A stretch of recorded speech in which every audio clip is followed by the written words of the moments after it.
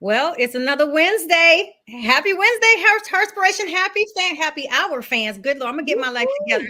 Woo-hoo. Are you all ready for some cocktails and conversation? Yes, we Yes. are.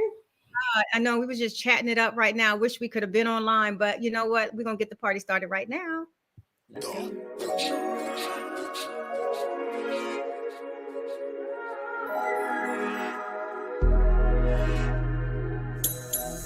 Are you ready for cocktails and conversation? Are you ready for cocktails and conversation? Are you ready for cocktails and conversation? With your host, the unapologetic diva, Dr. G, the girlfriend therapist, Dr. Cortina Lewis, and the networking extraordinaire, Diana Richardson Philippus. Are you ready for cocktails and conversation? This is Herspiration Happy Hour.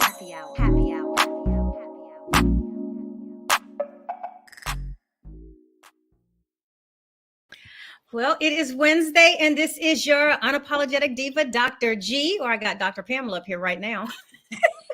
This is Cortina Peters Lewis, aka the girlfriend therapist. And this is Diana Richardson Philippus, aka your networking extraordinaire. Yes. And of course, we always get started with a cocktail, signifying that, kind of around our theme for today. So, Cortina, come on with it. What are we sipping on?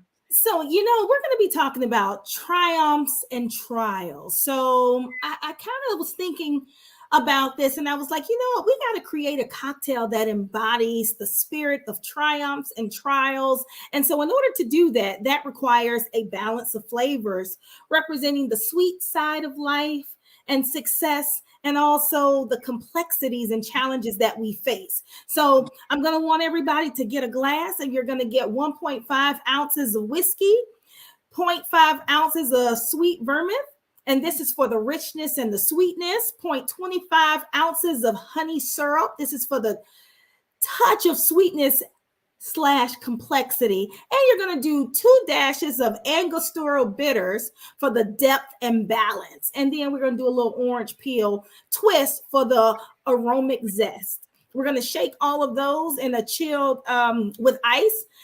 And we're going to get a highball glass and we're going to pour it over ice as well. And so, like I said, this specific cocktail is able to embody the complexity of a life experiences with the warm whiskey representing triumphs and the deep sweet vermouth bitter symbolizing trials. I'm going to want for you to sip this slowly, savoring each flavor and reflecting on the richness of the human experience as you raise your glass to trials and triumphs. Yes. Let me raise my water. I don't have it, but I'm going to raise this water, and I got some Coca-Cola. I'm over here diamond styling it today. Okay. I got Culver's. Well, okay. Come through with the cocktail. Oh, fully shaken. I love it. All the way up. Okay. She did mention, just life experiences altogether, because triumphs and trials could be so many different things. Yeah. Absolutely. Including kind of us when we got on, we were talking about how we were tired. It's not necessarily, a trial that we're going through, but sometimes coming off of the heels of triumphs, you have that, slope period where you're trying to recover, get your balance back. And that can be, kind of exhausting for individuals. And I think that's a position where, I can speak for myself, but I think my co-hosts, we share the sentiment that we're a little bit exhausted. Yes. Being exhausted has become a part of my norm. I know a lot of people may think that, that doesn't sound really healthy. But I would like to say this. Now, I like to say there's healthy exhaustion from being productive and doing what you do at a high level. And then there's unhealthy exhaustion where you're kind of like working yourself into migraines and all sorts of stuff. And I've been on both sides of those spectrums. I really have. And I think today, we're pretty much talking about success, the journey to, or maybe even the lack thereof, right? And when I think about that, that's kind of a double-edged sword for me, because I think that the term success means something different to everybody, right? So whatever success means to you, what does that journey look like? Now, I can't speak for everyone out there, and I can't even speak for you two, sister, but I can tell you what it looked like for me. It looks like hard work and dedication. So we're going to get into it today, because I was just telling the ladies, I'm like, everybody says they want it, right? You want it, but how bad do you really want it? Mm-hmm. Are you willing to sacrifice for it? We just said here, we're saying we're tired. I haven't even slept. Well, I slept a little bit. I went to bed. I slept a little bit. I went to bed at 3 and I got up at 7. I slept a little bit, but guess what? I still feel good even though I'm tired, because I'm operating on assignment and on purpose. So as we take this deep dive today, I really want to get into the nitty-gritty with everyone. How bad do you really want it? Because if you're not really willing to sacrifice anything for it, that's a whole nother conversation. That's a whole nother conversation, because you're not going to get it. I'm just going, look, I'm tired a little bit, so I'm just going to let you know, you're just not going to get it. I'm going to give it to you raw. You're not going to have it. You're not going to have it. The journey to success, whatever that means for you, takes hard work, perseverance, and determination. Mm-hmm. Mm-hmm. So let's get into it. And knowing that journey has ups and downs. Yeah. It's a wave. Mm-hmm. Mm-hmm. Ride the wave. My aunt told me that she's way long. She said, Diana, you have to ride the wave. You do. Gotta ride the wave of life. When it's good, it's good. And everybody know when it's good, it's good. But understand that it comes down, right? I know we have. Go ahead, babe. No, I was saying we got a little bit of technical difficulties. You are freezing and in and out. No, I think I just disappeared for a minute. Am I back? Oh, so Diana was clear the whole time. Okay. I'm even down here. I know I'm down here by the Wi-Fi and I'm having technical difficulties. Oh no, it was clear the whole time. Oh, mine was clear? No, Diana's was clear. I didn't even know Pam said it, so she just said something. Me neither. Say what? Oh, so Pam, yeah, it's you. Yeah, Say what? I think she's having some technical difficulties. Dr. I know, and I don't know why it's me. What? Oh, it be me. I'm gonna today, go girl. off. So about what? No, I know, and I'm literally at my Wi-Fi box. Look, we can't control technology. That's what happens when we're actually live. Sometimes these things happen, and it's the double-edged sword, right? The blessing and the curse. Come on, we get to experience. Hey, we was just talking about riding the wave. Yes. If we can speak it, we have to be willing to be able to do it too, right? We got to ride the wave. When our podcast, we know when it's hot and we going, and then we run into a little bit of technical challenges. How are we able to relax on impact when unfortunate and uncomfortable situations come in during that, rip current in the waves? Yes. Absolutely. Absolutely. And you know how you do it? By keeping your eye on the prize. Mm-hmm. At the end of the day, at least that's what has worked for me. And while we're talking about riding the wave and then those down moments in the wave, right? So what do you do when you're having down moments? What do you do when you're an entrepreneur and things are not going as well? Okay, because money get funny sometimes. You understand, it's real life. What do you do? Mm-hmm. You keep going. You keep going. You can never be persuaded by outward circumstances. I don't allow outward circumstances to dictate what I know I'm here to do. Mm-hmm. Mm-hmm. You have to always keep your bigger picture at the forefront. And that's how you stay motivated. And that's how you continue to build and persevere and push to get to your ultimate end goal. Stay focused, people. Stay focused. That's what you have to do. Absolutely.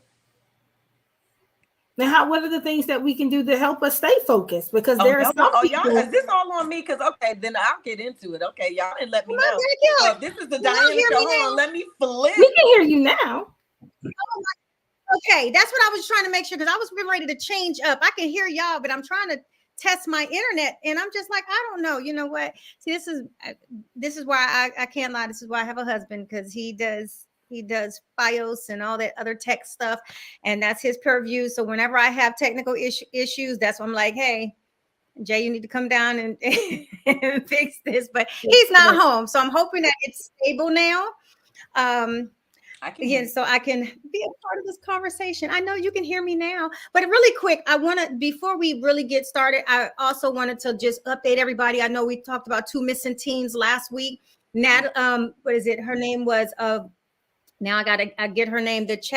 Alexandria Chapman was found. So one of the teams is back at home. Praise God. I do want to definitely share that we are still missing Janiyah Jackson. So if you were in the Orlando area, whether anywhere up and down Florida, please, call the police. There's the number 407-999-2644. She is still missing, and it's super heartbreaking, but at least one of the 2 that we reported on right now has been found and is back home. I wanted to make sure and update that before we really got delved too far in. So definitely. I'm sorry about that, but go ahead.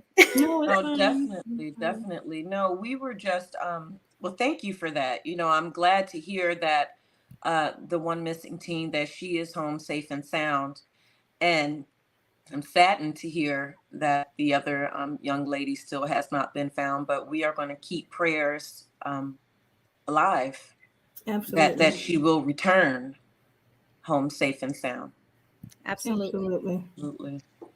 Okay, so can you imagine that triumph as a parent? But no, that's a trial that no parent should ever have to even go through. But when we talk about success, Diana, you talked about some of the things about success and it meaning different things to different people. So I'm curious, Cortina, what about for you? What does success mean to you? Being able to live life the way that I want it. I don't think it's about how much money is in the bank or how world traveled I could be or what designer or whatever, because I don't really care about stuff like that. But it's about me being emotionally, spiritually, mentally, and physically in a place where I want to be. Yes. Where I am comfortable, where I am enjoying what is happening around me, where I have the love and support of the people that are in my circle, where my daughter and bonus children are balanced and they are able to receive the things that they need, not just monetary, but the love that children deserve. That is what success is, because sometimes we work so hard and all of the other circles, I know you all have heard me talk about the circles of life.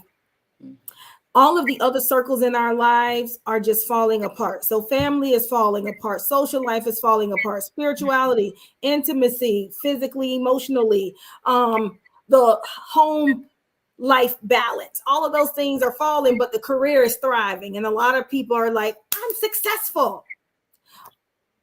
Well, you're successful in your career. But when we're talking about life success, right? How balanced are your circles? And if I can keep my circles balanced, I would say that equates to success for me. That is how I define success. Do I feel like certain areas I am successful in? Yes.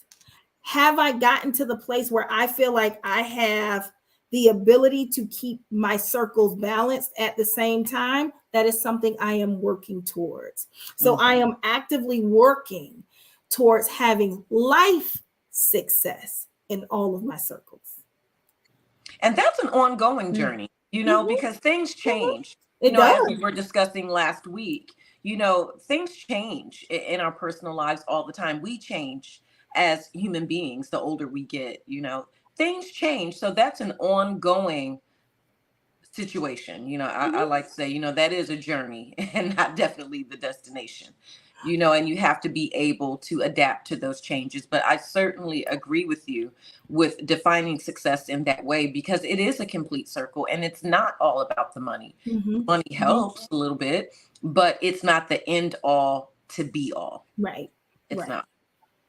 And also understanding that, so for example, right, working towards getting that, when you're maintaining it, that also means being able, like I said earlier, relax on impact. So when something gets shaken up here, it's still balanced. It's just something that may have happened where I have to pivot or adjust a little bit.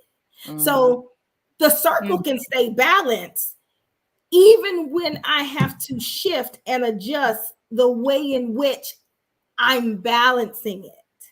That's right. So for example, let's just say I get sick and my health, part of my health circle was going for a mile every day. I'm not going to say my circle is not balanced because I had to take a week off because I was sick, because I didn't run. So now my health balance is up. No, I'm just adjusting to life situations. I'm dealing with life on life's terms. That does not take away from ultimately that health circle, or part of the health circle, because just running is not all of it. Part of the health circle being balanced. Part of me right now, I'm trying to make sure I drink my whole jug of water. This is part of the health circle, trying to get it balanced. Now, I'm going to be very transparent and very honest. Y'all know I had a double cheeseburger and some fries and everything. So I am working towards getting the whole thing balanced. I have a PET scan that I need to get done. All right. So there are some things in my health circle that are not where I would like for them to be. However, one sip at a time. One sip at a time. I like that. One sip at a time. I can do. One sip. Take a sip. Let me get my water. Hold on. Let me get my water. I have a 64-ounce gallon jug that I try to go through. And I do a good like 40. Yeah, I do 40 something. Well, I'm not. After the day I had, I'm sipping. I ain't mad at that. I mean, I go. This is 40, I think. Yeah, and I drink about 3 of these a day. Yeah, I've had a lot of water today, though. I have a lot of water, but I think success for me is so cyclical. And it, to me, that, depending on how I define success, could be, hey, I finished my bathroom. It's a success. I'm talking like I was painting and remodeling, changing stuff around. Oh, I finished. I love the way it looked. That's a success to me. Yeah. I have learned to have and enjoy small wins. And so every little thing to me is I consider a success, because one, every day that I get to wake up and breathe is a success for me. Absolutely. But I do think that with success, like with life, I think there's always going to be trials and tribulations that you will go through. But I think that that's what makes us stronger. That's how we know that we are resilient. You definitely cannot understand how hard you have to work and to get to success until you go through it. Because if it's easy, is it really worth it? I mean, anybody can do it, and everybody does do it when it's easy. It's the hard stuff that nobody wants to see through. So when people see it through, it's like, oh yeah, this is a win for me, because and what's difficult for me might not be difficult for you, and what's difficult for you might not be difficult for me. So we all, we're all made different. And so we handle trials different, and so the way that we celebrate those things are different as well. So I'm always toasting to, my triumphs, and my successes. When we think about triumphs, though, or maybe not triumphs, but, the trials, the trials, I'm saying triumphs, but the trials, people, and I don't know which area I want to speak to. I don't know if right now we're speaking in terms of entrepreneurship, or if we're just speaking in life in general. But maybe, I can just, I will definitely say that I'm just going to put it to both, right? I'm going to speak to both realms, because, any trial that you go through, and while I'm not saying that all trials are the same, because they're not, you know, but you have to have a certain wherewithal within yourself when facing trials, because a lot of people, you want to fold, right? Or let me go ahead and start preaching and be like, you want to faint, right? You know, you got a whole bunch of stuff on you and you just want to you just want to throw in the towel, because I've been there, right? Just want to go get in the bed. Like, I can't take it. I just want to go get in the bed and just take a nap for the rest of the day, or better yet, for the rest of the week. But when you have a mission that you're trying to accomplish, you can't do that. So you have to have like a certain, I don't even know how I want to phrase this, because I don't want to sound preachy right now, but at the same time I do. But you just really have to dig deep within yourself, and again, keep that bigger picture front facing. And when the trials come, you always have to train your mind, because it really starts in your head. It really does. It's how you're viewing it. You can view a trial as, oh, this is a big obstacle, I'm never going to be able to get around it. Or you can truly view it as a learning opportunity for yourself. You can look at the different obstacles and challenges that you have as an opportunity to learn and grow. And I know for me personally, when I have handled my trials and tribulations that have come as an entrepreneurship, in my marriage, in my family, in life in general, right? Even prior to me becoming, an entrepreneur, in my career, there were always trials, but it was always the way that I looked at it that made the difference. So when you look at trials that come, that for learning opportunities, how can I grow through this? How can this grow me as a person? It will change how you look at it, and it will put you in a forward motion, as I like to tell you, and you just stay front facing. And before you know it, you're on to the next chapter. Mm-hmm. I want to talk about something, because we talk about triumphs, we talk about trials. I think the one thing that, what I heard you say, and what we've all been talking about here, I think to overcome trials, sometimes it takes accountability. And I think that so many people focus on work, or in one, Cortina, you have your little breakout areas. They focus in one area instead of holding themselves accountable for other things. And so then they begin to play the blame game. And I'll say, I feel like this is where jealousy comes in. When you have somebody who is, you seeing them thrive and seeing them success, but you don't really see all the work that they're going through, the sleep that they are losing, but you're watching them win. And so you start to feel some kind of way, instead of holding yourself accountable for not doing what you need to do in order to succeed, because your focus is somewhere else, but it's not really on that filling those circles. So if your family is falling apart, but you're worried about somebody else's family, take control of your own and hold yourself accountable to say, either I'm not speaking up, I'm not getting what I want, this is not serving me. But you can say that in almost any area, between life, relationships, work. If it's not serving you, you have to look at your own self and hold yourself accountable as to why not. Yeah, but Pam, that's a real sticky topic to me. And we could probably take the rest of the show on this topic, that one right there. I mean, I'm dead serious, because there is a lot of that. People look, you can see things from the outside. Oh, that looked good. Oh, it looked like she's doing this and she's doing that, and who she thinks she is, and I'm going to do that too. But no, you have to stay in your lane, because you can't be Diana, you can't be Pam, you can't be Cortina, but you can certainly be you. Mm-hmm. You can always be you. And you're right. People don't know the sleepless nights.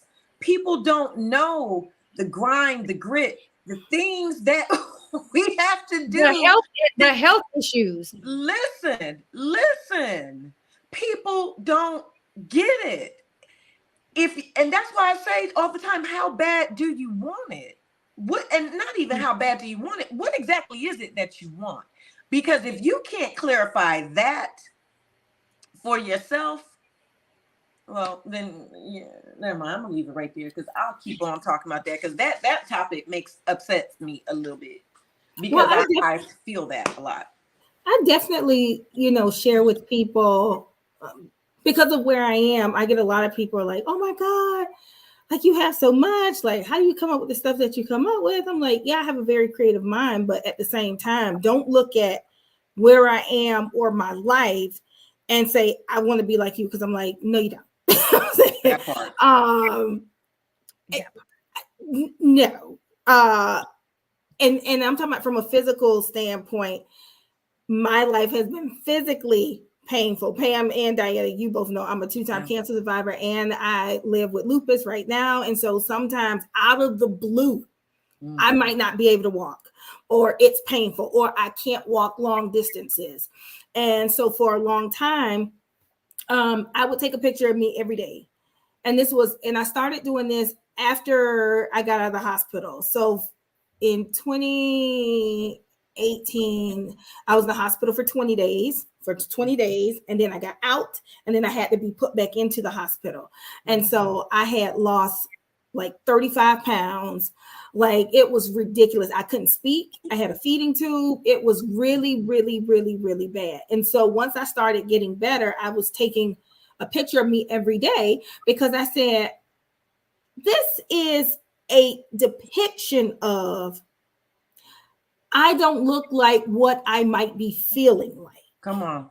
And so you see me on social media, but you have no idea what it took for me to get here. You have no idea the pain that it took for me to walk down the stairs, or for me to do something, or for me to raise my hand, or for me to even get back, because I had to retrain my voice because I had been silent, not talking, not using my vocal cords, not doing anything. I'm a therapist. This is how I work. Like I cannot be without a voice, and how scary life can be. So when you have people that are looking at you or even being jealous, like, oh my gosh, she got this, it came so easy. You don't know anybody's story. Just because somebody looks great and they look like they're smiling all the time, you really don't know. That's one of the things why I tell people often, do not compare yourself to anybody, especially, you know how they have like goals and stuff on social media and all of this. You don't know what those people are going through. Yeah, they probably look really, really great on the picture. Yeah. But that might not even be their reality. Not saying what I wasn't putting out there wasn't my reality, because it definitely was. But you don't know the storms and the trials. Yeah. You don't know what it took to get there. That I had to endure to be able to get here where I am, right?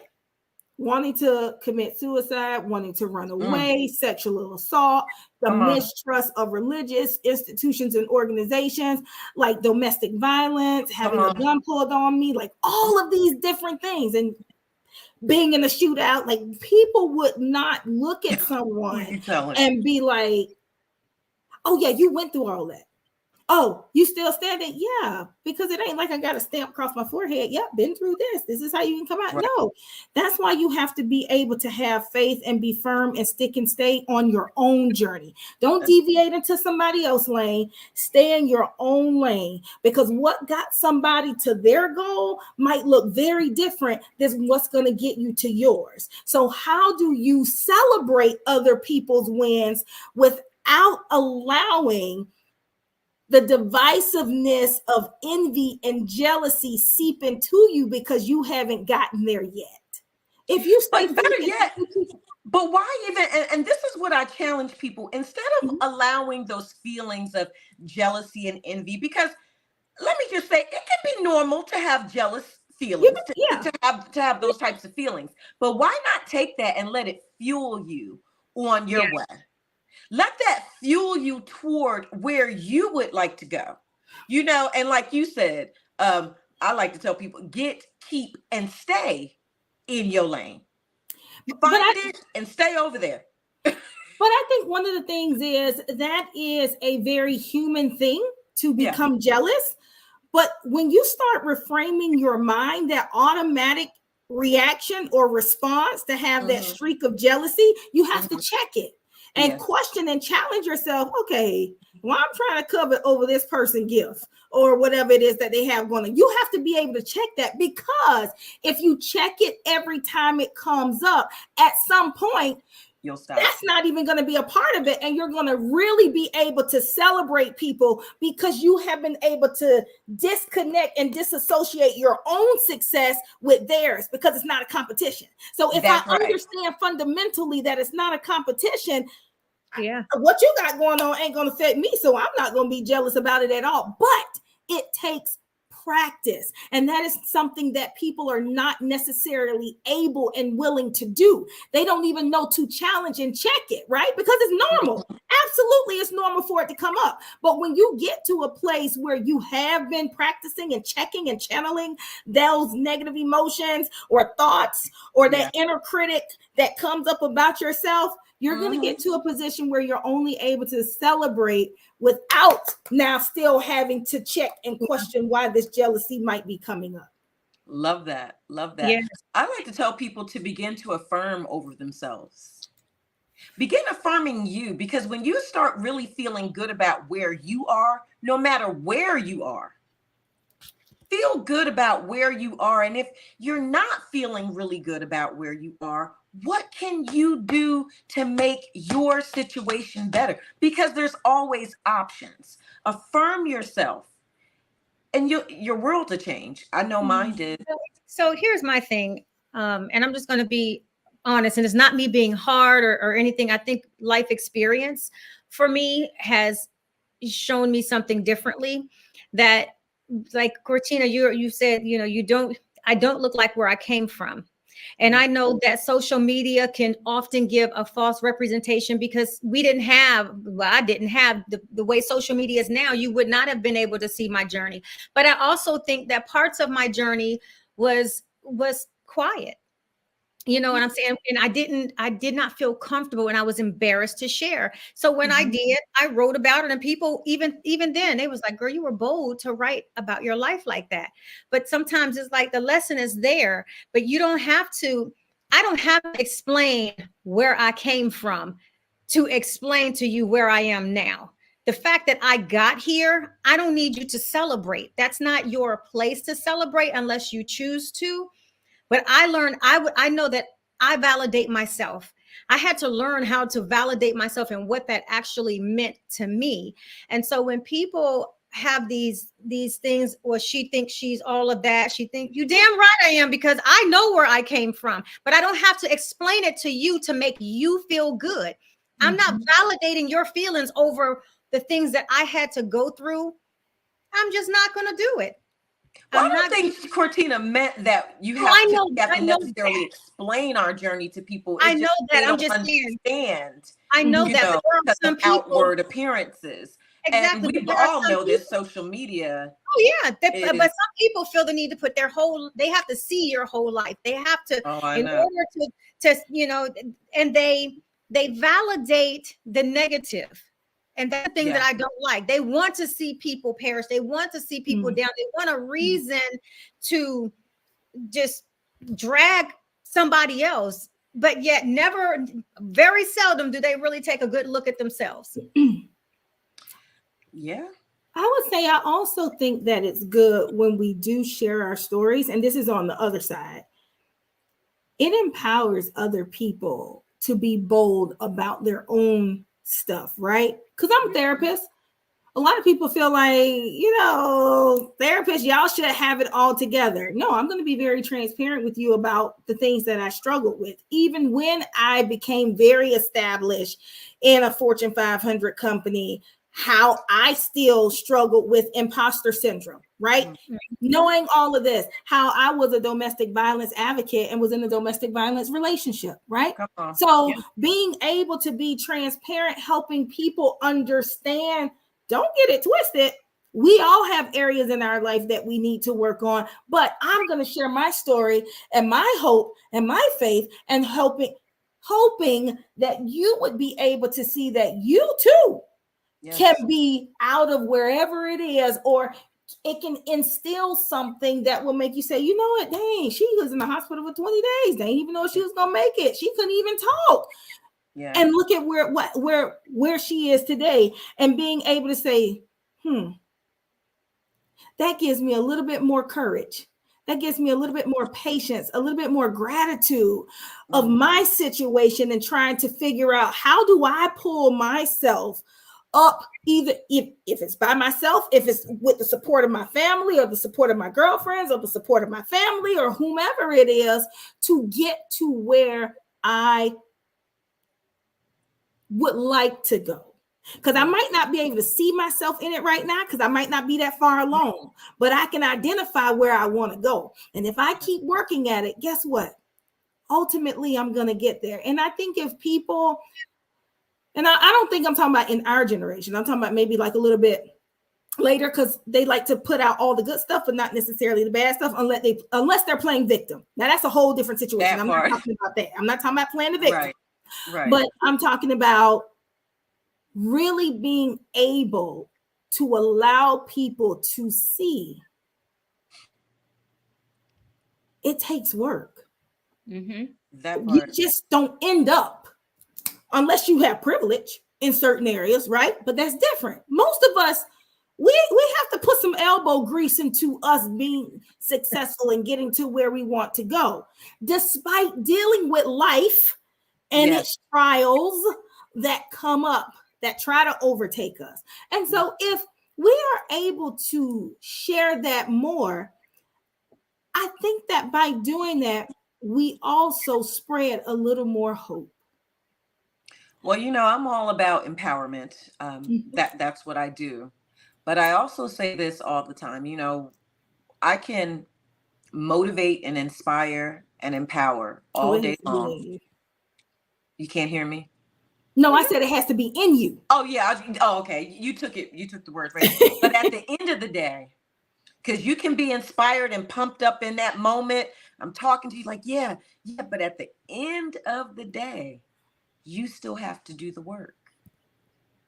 You have to do the work, and make no mistake about it. It's work every day. On the days that you don't feel like it. Yeah. On the days when the clouds are gray. Like every day you want to just stand on your nerve. Like where you just want to be by the beach with a drink. Right. Thank you. When we on the island. On an airplane somewhere. Right. We still working. Yeah. We still work. I mean, when you have to. I mean, we can unplug sometimes, because of course that's healthy. But when it's things to do, you have to do it. Yes. So that you have to be able to have a mindset toward getting it done. Get it done. Ooh, I just gave myself chills, because I talk to myself like this to myself. Y'all, I'm not crazy. Okay, so I'm like, she talked to herself. Yes, I give myself motivational speeches. Diana, you got to get in the mirror and get real with yourself sometime. Like, look, girl, today, no bullshit today. Get this done. Okay, get it done. I'm just being facetious. Trust me, that's me. That's me. Like, you gotta get your ass up. It's time. You can't. That's me. Like late in the morning, because. Oh, I ain't there yet. I gotta just lay down. Did y'all see my meme I posted today with D waking up at 4:00 and then the other dog getting up at like 11? Y'all gotta go see y'all know it. I haven't been on. I did see it. I was like, that's. But you know what? Low key, my text message me. I didn't get it. I'll be fighting for my life in the morning. You know what? I swear that look of that dog, that is Sophie every morning. He gets up. When I say he sleeps so hard, he wake up looking like, is it time to wake up? Like, it must be nice. That's what, you know, Jay says that every day when it's time for him to go to bed. Because I mean, when he goes to work and I'm still sleeping or I'm laying there, sometimes I'm just laying there and I'm just in prayer or meditation or whatever. And he's like, must be nice. And I don't even know if he's talking about me or the dog, because we both still be kind of in bed. See, and that's the thing. Like, I sleep in sometimes, but for the most part, I get up. And I'm gonna tell y'all something. and I know some people might counter me when I say this, probably y'all too. But there's something about getting up early, starting your day. Mm-mm. You know, I start my day with prayer, Nope. but I'm up at 6 a.m. or earlier because it all goes back to what do you want? There's only so many hours in the day. You're right. My There hours are are only nighttime. so many hours in the day. What are you going to do with your day? If you sleeping until 10, 11 o'clock, your day damn near gone. No, but you got to know when you are most creative. Thank I you. can't create Well, when the sun is up. I can't create when the sun is up. All of my best ideas and my best stuff, in the middle of the night too. midnight, 1 o'clock. When that's when my creative. You see, I'm in the dark right now. I don't like the light. It don't look dark. I don't like to open my curtains. If you come into my house, it ain't me that open the curtains. It's I like. I don't got no dark spirit now because I feel like I am the light. But I prefer darkness. And So, I think that's why a lot of my stuff come in dreams too, because I like to I like night. Everything that hits me, my creative juices, my dreams, everything in the thick of the night. And I feel like because the house is more quiet, it's that my part. mind is more quiet, my rhythm is kind of at ease and at peace. I feel like I am more sensitive to the creative side of my brain. But I'm not talking about being creative. I'm talking about execution. Because I'm a night owl too. Well, that's when I do my work. The creative part kicks in for me when I was about to say something bad on air. When everybody in this house is quiet, sleep, like it's just I can hear a pin drop. That's when I have my most creative capabilities. But then I gotta execute certain things. When it's execution time, I'm up. I don't sleep. I go 20. Y'all know I don't. That's not healthy. So you know what? I'm going to say this. So that used to be, it used to be me being up all times of the night. Now I used to get up early in the morning, work a full-time job, get in, and I would be up. And once I'm creative, because I'm creative in the evening. So sometimes I can't shut it off. So Jay shuts it off for me because for years, I was going, sleeping 4 hours. Like I will work until 5 a.m, go to sleep, wake up at 8 and get back on it. But now I've made the conscious choice to value time with family, friends, whatever, or even with myself over having to work. Now, I feel like it's rough because I'm up in the middle of the night and I can't sleep. So I'm drafting things. I'm writing notes when I can't sleep. I'm doing things until I can fall asleep, but I'm not up at a computer working like I used to. But again, I feel like, and maybe it's because I'm getting older that I'm valuing the time I'm getting to lay in bed with my now husband, and I have my dog with me, and then I can get up in the morning and I know for a fact I can still, by the time he get home, I can still work a 10-hour day, 11-hour day. But even if I'm up late because I'm in a creative mode, when he say I'm getting ready to go to bed, I'm like, cool, let's go to bed. Because I have a rule in my house. Do you lay down? I lay down, and he don't agree with that. Because when I'm tired and I'm like, I want to go lay down, and he's like, okay, see you. No, we all going to bed right now. You can once I'm comfortable, and then you can get up and go back in. But that was an argument with me. I'm just saying, but I think at this age, and I'm watching people just pass away that are in their 30s and 40s. I'm starting to value where I place my time. And if I'm in my creative zone, when I hit it, I'm going to do what God asked me to do, because he already let me know I'm not going to have to work that hard to achieve what he needs to, as long as I'm doing the work. So for me, feeling like I have to force myself till I'm exhausted mentally, and then have to get up the next day and redo something because I was working off of exhaustion, or because my mind wasn't there and is wanting to be somewhere else, I'd rather put my time wherever it's at. Now, like I said, I lay in bed next to him and he'd be sleeping. I'm on my phone drafting things that come to me at night. Well, things, because I get things that happen to me at night. My whole children's book series came to me in my sleep. So, and I'm like this, let me write this down. I got to write this down. And then I know that I've written enough that by the next day it will jog. And I hate when you ever have those things happen and you don't write it down and you're pissed off at yourself because you're trying to remember. Yep. So that's why I keep the phone by my bed. I keep the notes there. But ultimately, I had to learn how to value having a life and having experiences over working until I drop. I don't want that to be my life. Well, I'm not saying that is helpful. That's how hard I was working. I was I ain't doing that. No, I've stopped that. But I will say, when I get in my creative zone, is what I like to call it, or when I have execution time, because there's seasons, right? There's certain things that go on that when the execution, the universe appreciates action. Let me just put it out there. I'm gonna tell you, Godspeed. When you have something, take action. Period. Now, am I saying to work until you're exhausted and you're not thinking clearly? No, I'm not saying that. When you need to rest if you need to, but move is what I'm saying. Me personally, like, I've been up, I've only had a couple hours of sleep, but I'm actually good because what I was doing, I don't know why I'm good. I'm just good. I don't know. I probably crashed tonight. Yeah, y'all know I crashed, but I get it. And I love that you told that story about Jay, because this weekend I had so many meetings and all this stuff. I had a whole bunch going on.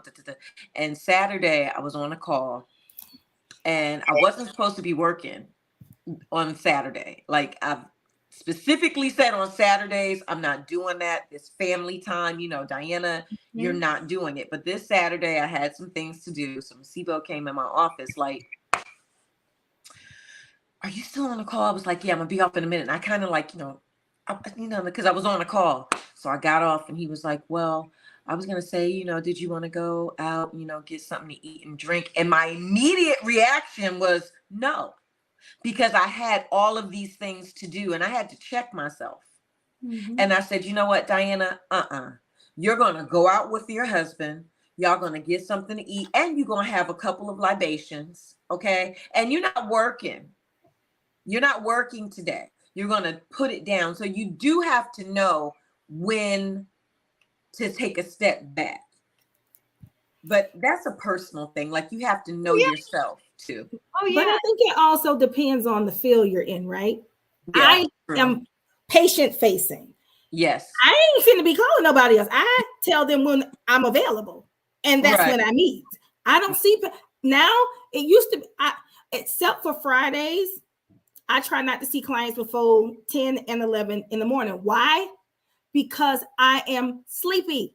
I don't like mornings.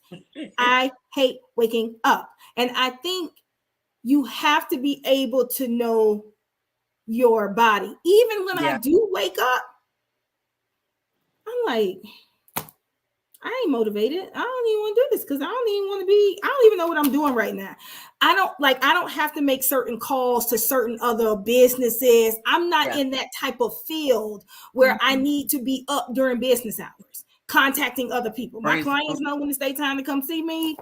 If I need anything, most of my stuff is via email. So I would say if you are in a industry where you need to be contacting other businesses, you better be up so that you can make contact with those individuals. But depending on, and I think this also goes to knowing you, knowing what works best for you. If I have to go take the kids to school in the morning, I hate it. But my husband's not going into the other office for his side gig or whatever anymore. And he was like, you're back on duty. I'm like, why, Lord Jesus, why? And then I have to come back home. I got to take a nap. I take morning naps every day except for Fridays, because Fridays I drive all the way into the office. So I don't have time. Sometimes if I'm available, guess what? If I don't have no patient at 9 o'clock and I done drop the kids off by 7:20, guess what? I'm going to my sofa in my office and I'm going back to sleep. I know that's right. I'm not doing nothing. My mind, it ain't working. And did I say ain't? It ain't working yet. It is not up. But again, like I said, I think you have morning people and then you have night people.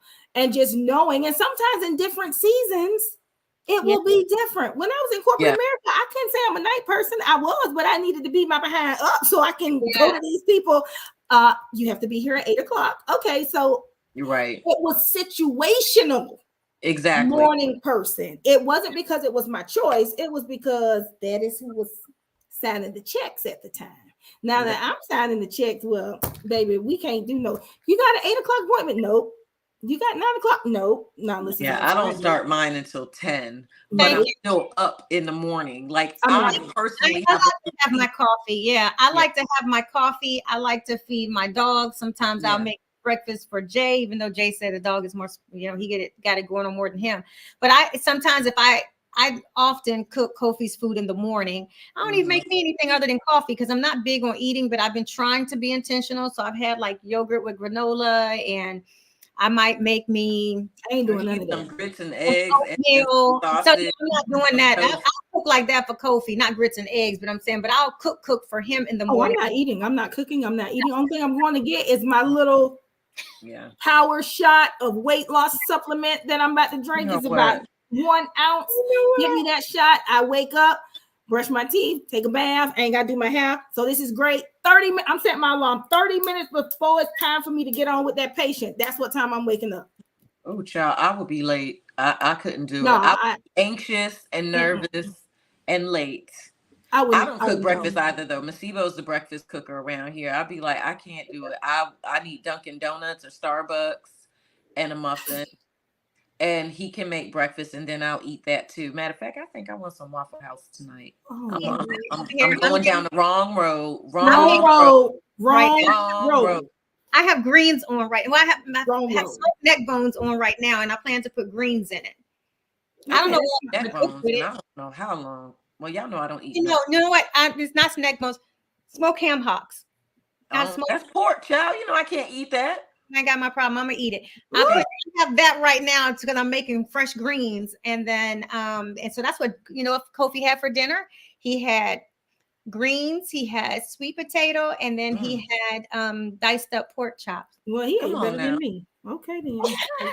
Listen. He does. He eats very well up in this house. Okay, I live the way Kofi living. I buy fresh herbs to season his food. So I have like fresh basil, fresh cilantro, fresh sage, fresh rosemary, and I'll sit it in the pot with it to kind of give it some flavor. So I love to cook. And I'm gonna tell you how much I love to cook.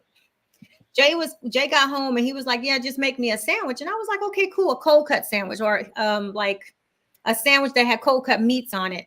So he goes downstairs to take a shower. He comes back up. Not only had sliced peppers and onions and I done diced up the cold cut meat. I done stir fried it all and put cheese with it and toasted the sub bun and everything. And he was like, okay. That's what I'm talking about. You can come on over. Come on. But thank you. I'm like, I would like that.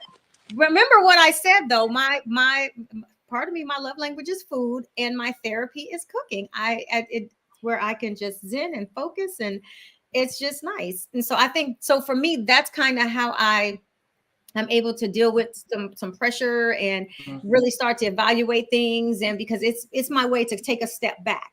Yeah. Because I take care of me. I mean, I need to start taking care of me better medically, but I mean, just going to the doctor and messes a lot. But I've got all my doctor's appointments between now and June. Because I can't always tell people advocate for your health, and then I don't drag my ass to the doctor the way I need to. Amen.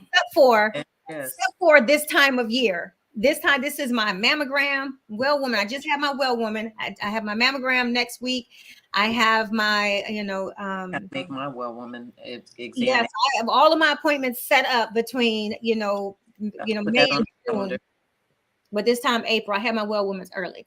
But I think it's important that as we are looking at successes, like I love your view, Cortina, of just being successful in every area of your life, not just with work, but with relationships and with, being able to focus on everything.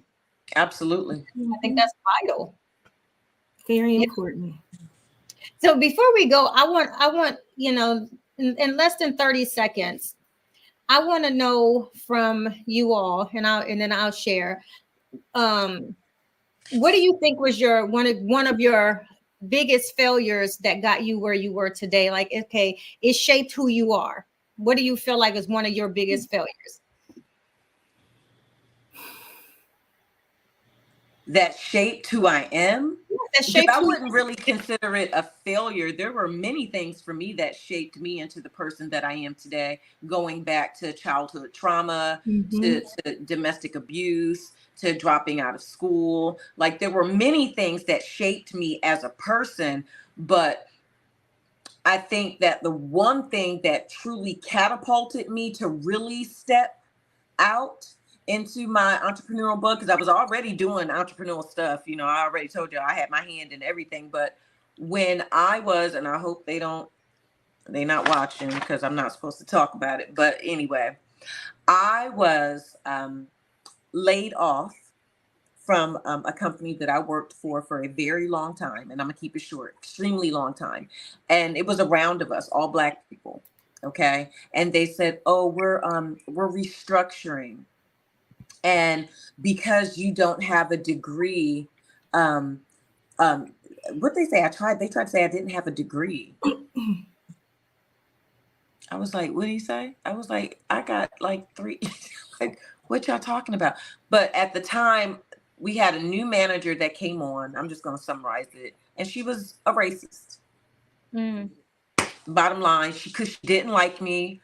I knew my job, her job, and everybody else's job backwards and forwards. And I was overly nice to her, you know, like I tried, because that was me. You know, I really wasn't. She just didn't like me. So long story short, some things after that experience, I said to myself, I will never be in that type of situation again where I'm going to allow another person to dictate my livelihood. Mm-hmm. Okay. No. Cortina, do you have one yet, or? When you said it, I was like, I don't consider anything I've experienced like a failure. Right. Like I can't think of anything and say I failed. Not unless it was a test, like at school. I failed. If I got an F, I failed. I don't feel like there's anything in life I failed at. Are there things I feel like I could have improved upon? Of course. I think earlier in my career, when I was more focused on getting to the level at which I was aspiring to, I think missing critical moments in my daughter's formative years was something that, and I even wrote about it in the book, how I carried guilt, not while I was in it, but afterwards, reflecting back on different things that I had missed because of the pursuit of career status, placement, education, all of these things to be able to. So it's like a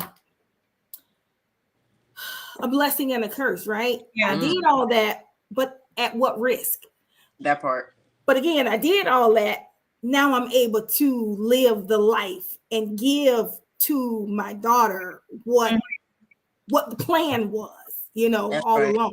So there was like a blessing and a curse, because when you're working towards something, there are some things you're going to be willing to risk.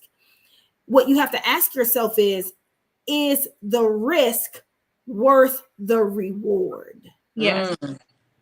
That's a good one. It's a good. So that's what I would say.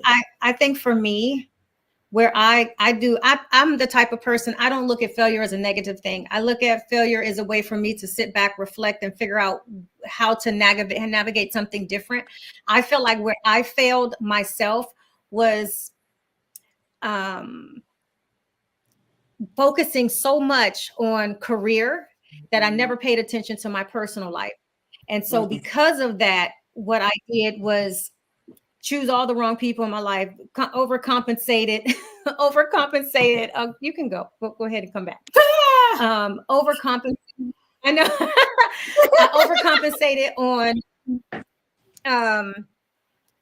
school. It was like, you know what? I'm driven, and I miss all the red flags. But when I finally did take that step back after the last terrible relationship I was in, and because I was so I was already kind of there, and I thought, you know what, maybe now, but my blinders were still down because I never really knew who I was, because all I had been was school and work, school and work, school and work, school and work. Mm-hmm. And so for me, overcoming a very toxic relationship gave me focus for me to just say, you know what, bitch, if you don't fix yourself, you don't need to be in no other kind of relationship where you deal with you. So I took the time to deal with me, and I dealt with me to a point where it was like an enlightenment, and it yielded who I am now. It really shaped who I was because I got to know who I was. And that was something that I didn't know. So by the time I met Jay, I knew who I was, and I'm still that person. And not, I mean, of course, evolution happens, but I'm still the same person where my happiness comes first. If I'm not happy with me, then I already know that something is wrong. Because I'm choosing me. I started choosing me. I choose me over everything, not just my personal relationship, even my outside friendships. I choose me. I stand up for me. I advocate for me. I have always silenced because I had, because of childhood trauma that I didn't even realize that I really had.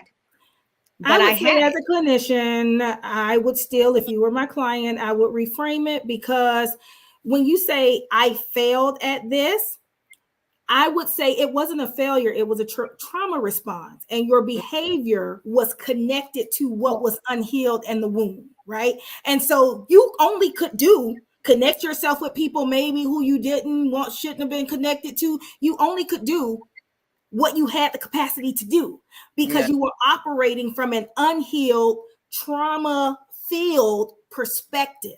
So like I said, even my client said, oh, I felt that this, was it really a failure, or were you operating from the position at which you were? But that's for another day, another topic.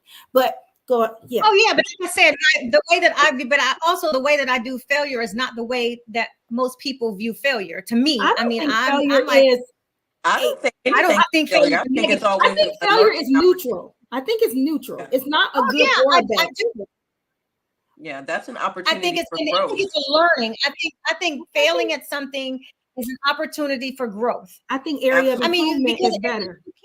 You can't know what it's like to win unless you know what it's like to fail, and you don't know how to process emotions. Lose if you don't fail. Never failed at it. You can't process emotions over failure. No. I think it's a loss. That's not a failure. I think losses and failures are different. Well, you win and lose. Those are the opposites. Not win and fail. It's win and lose.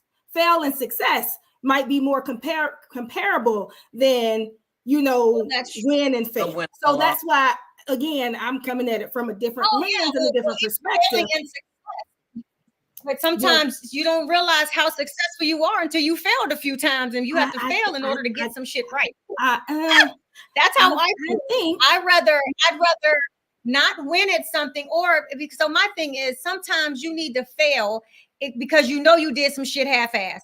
I think because you took the shortcut. I think there's a lot of gray area in that. I don't think it's just black and white all the time.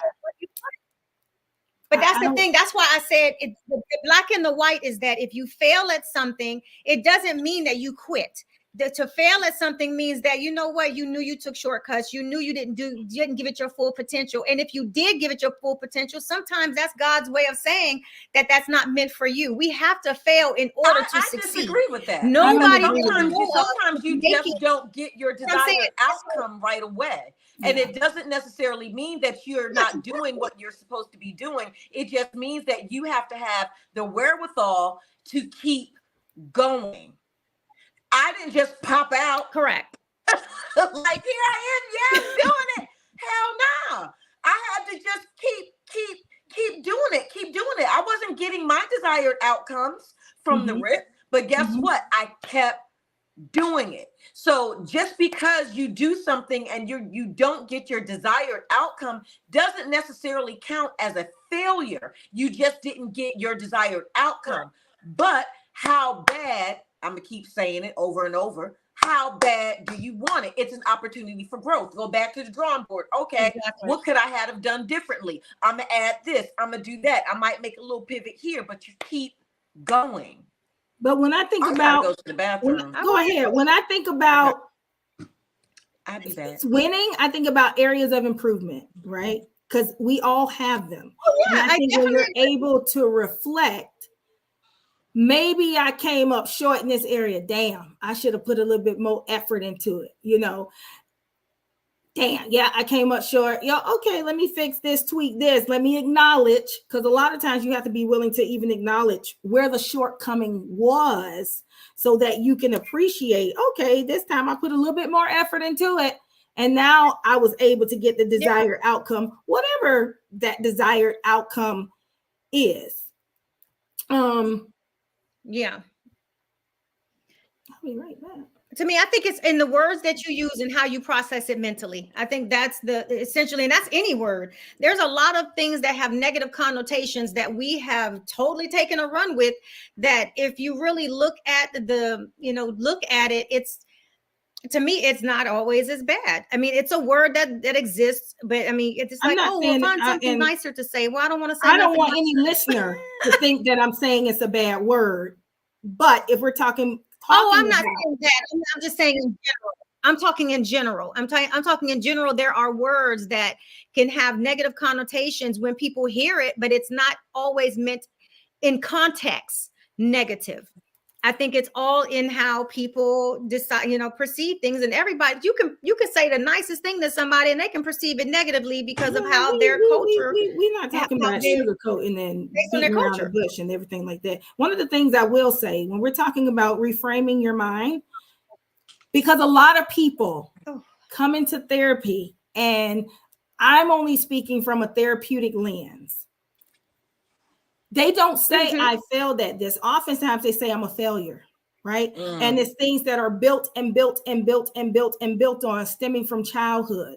So if that is the negative cognition because of what they would view as multiple failures, it's important for us to reframe that, because we need to detach the person, how they're viewing themselves, from an actual act or something. So most people are not at a level where they can separate, let's talk about in word, I failed versus I am a failure.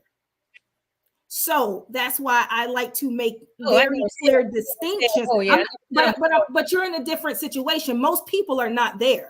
I know. All different types of people. So making it very clear for anyone who is listening, because the operative word is fail or failure, right? And so for any listener who is out there, understanding that we're going to use all the words. If you feel like you failed, you're not a failure. If you feel like you had a shortcoming, you are not a failure. In totality, if you feel like you messed up, you are not a failure. If you feel like you are not enough or you didn't do enough, you are not a failure, because that is one of the biggest mental blocks that people have that keep them stuck and incapable of moving forward. Amen. Where they don't try again. Amen. Amen. Well, that's what's up. So, you know what? We thank everybody for tuning in. We appreciate everybody's playback. I appreciate everybody's comments on all of the clips and the playbacks that, that have been within social media. It's I'm always responding to something for somebody. We definitely appreciate you tuning in. So, Diana, where can everybody follow you at? All social media platforms at Diana Richardson Philippus and at EWE Inspires. Dr. Lewis. You can find me at The Girlfriend Therapist on all social media platforms. Also, the Noir, NOIR Center on all social media platforms. You can also find me at Sex, SEXD, Unveiled as well. All right. And you can follow me on all social media platforms at I am Dr. P. Gurley. You can also follow me at the, the BGBB Literacy Foundation, the Brown Girl and Brown Boy series, and then the BGBB Kids Red Carpet. Don't forget, when you come to do the playbacks, like, subscribe, share, engage with us. We are very responsive on all of our social media platforms. Check out, of course, make sure you subscribe to our YouTube channel. We really appreciate it. And next week, we will be back again having mindful margaritas. And as a matter of fact, May is Mental Health Awareness Month. So you already know we're about to dig into some conversation around all kind of things that could affect your mental health. And you never know, with the way we be over here talking, there's so much that, they do say that we'll never, that's for a whole nother topic, but how to remain mentally healthy. A physical healthy body keeps a mentally healthy mind sometimes. And Cortina, I'm sure she knows about all of that. Doesn't mean I practice it. Yeah. You know what? Okay. On that note, we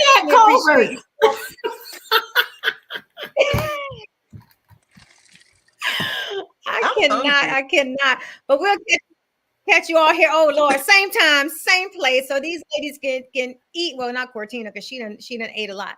But we'll see you back next Wednesday, 7 p.m. Eastern on YouTube, Facebook, and IG. Appreciate y'all for stopping in. Cheers.